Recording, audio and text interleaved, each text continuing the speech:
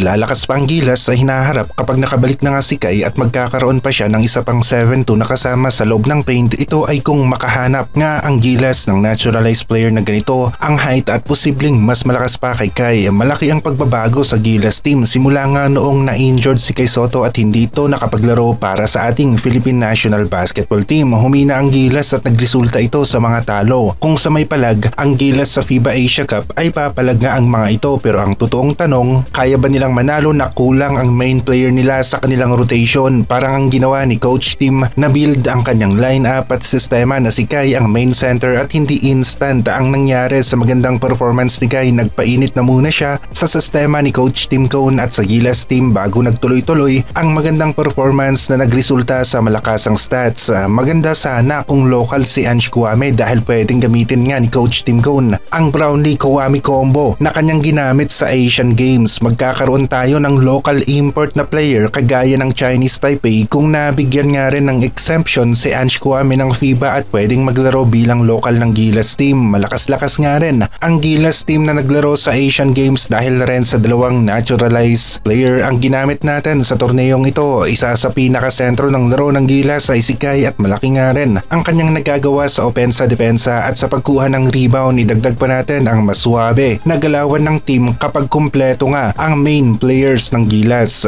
Kargado ang mga kalaban natin sa FIBA Asia Cup ng mga malalakas na players. Ang Gilas naman, hindi natin alam kung ano ang gagawin nila. Ang malinaw lang na nakikita natin, wala silang kakayahan na manalo sa mga mid-level teams at lalong-lalo na nga sa mga top teams. Nakita natin ito sa laro nila sa third in final window laban sa team ng Chinese Taipei at New Zealand. Resulta ng laro, dito nakabase ang reaksyon ng mga fans. Kung panalo ang Gilas, masaya sila, at kung talo naman, natural lang na marami sa mga fans ang magbigay ng kanilang negatibong komento. Para sa atin naman, tiwala lang tayo sa Gilas team at kay Coach Tim Cone. Nasa kamay na niya kung ano ang magiging kalagayan ng Gilas sa FIBA Asia Cup. Nagawa ng Gilas na manalo laban sa team ng New Zealand. Ito nga ay noong naglaro si Kai para sa Gilas team at ngayon nawala si Kai sa team ng Gilas dahil nagpapagaling at naghahanda para sa isang malakas na comeback. Ay humina nga ang laro ng ating Philippine National Basketball Team. Dihadong-dihado ang Gilas sa FIBA Asia Cup. Aminado tayo dito, mas maganda ang laro ng New Zealand sa opensa at depensa, pero meron pa rin namang pag-asa ang Gilas na makagawa ng malakihang upset. Ito ay kung nagawa nila ang tamang adjustment sa lineup at sistema na kung saan 100%